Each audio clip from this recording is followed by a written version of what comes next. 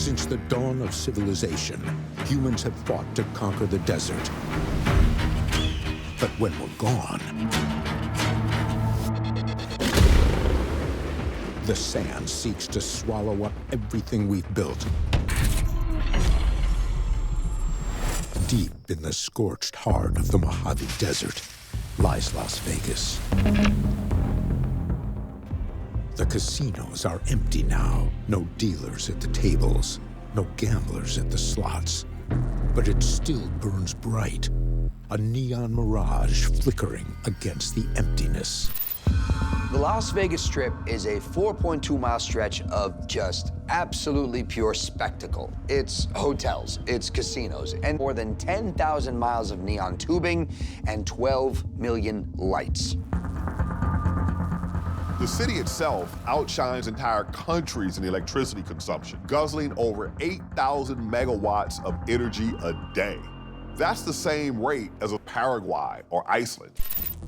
Beneath the stillness of the glittering city, something hums. An automated multi-source power grid built by human hands to keep the current flowing, even when no one is left to use it. In Vegas, the demand for power fluctuates wildly, from sleepy off-season nights to packed casinos in 100-plus degree days. During the daytime, it can run on solar. At other times, it can run off hydroelectric power from the Hoover Dam. And if it needs a little extra juice, it's got natural gas plants that can do that. Problem is, even this super advanced system needs humans to maintain it. On the hottest days, workers maintain transformers' cooling systems so they don't overheat. It is a perfect recipe for ignition. Without warning, the silence is shattered. One transformer erupts in a shower of sparks, then another, and another.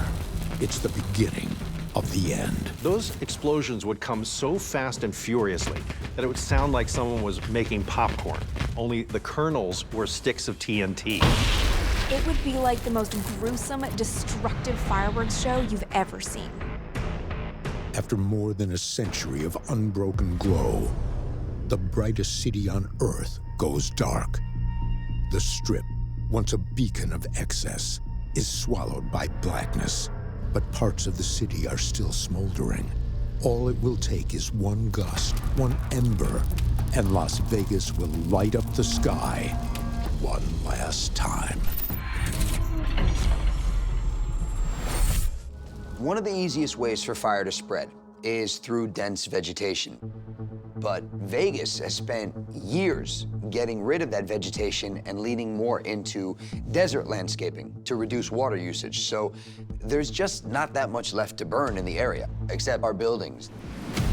Now, something sinister is looming, threatening to turn the remaining relics of mankind into a funeral pyre. Las Vegas itself is very dry, but during the summer, thunderstorms can develop in the surrounding hills, and they can send strong winds down into the valley. Wind is the #1 reason fires spread. Burning embers can be carried by the wind up to 2 miles, landing on a roof and starting a whole new fire. Without warning, fire erupts. First in the heart of East Las Vegas, then among the lonely murals of the Arts District. Finally, it claims the Strip. Neon signs melt, buildings ignite. What was once a playground of excess becomes an inferno devouring itself. Picture the Mandalay Bay in flames, then the Luxor, Tropicana, MGM Grand, all those iconic Sin City landmarks swallowed by fire. Within only a couple of hours, the casinos would start to lose structural integrity.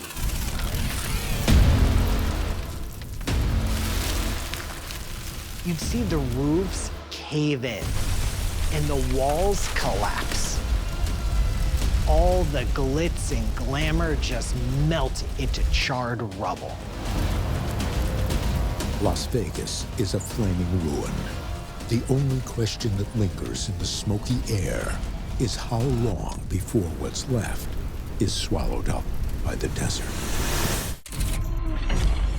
50 years after People, the city of Sin is now a grim ruin. What's left of the once glitzy casinos is crumbling.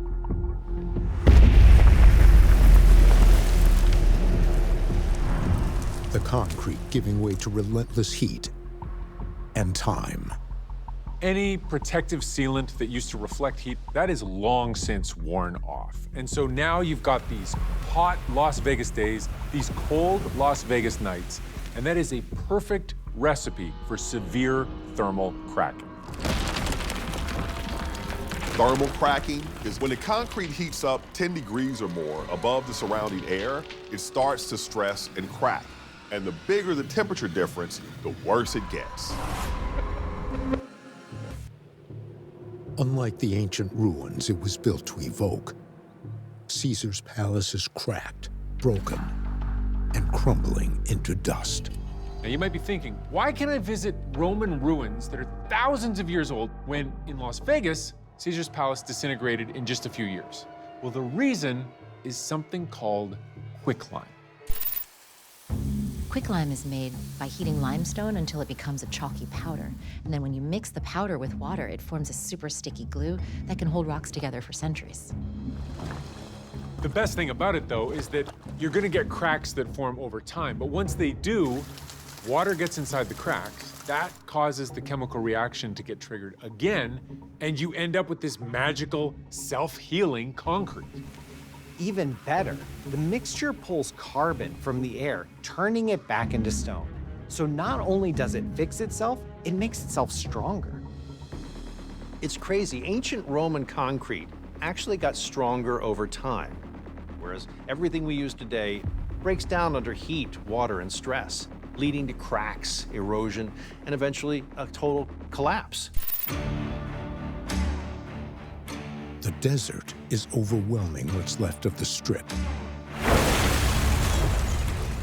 The stratosphere, Mandalay Bay, Luxor, and Bellagio are already among its victims. 200 years after People, Las Vegas is all but erased, and only echoes of its former glory remain. The once glitzy Strip would be a weed-choked wasteland. The remnants of the neon signs would be poking through the sands. Maybe you'd still see the husk of Caesar's palace, its Roman columns toppled like some lost civilization. Something that we have to remember is just how many resources and how much human upkeep actually goes into protecting these structures that we've built in dry desert climates that maybe we should not have been building in the first place. Humans rolled the dice on the desert, reshaped it, and forced it to bend to our will. But without us, well, the house always wins. Mother Nature takes it all back.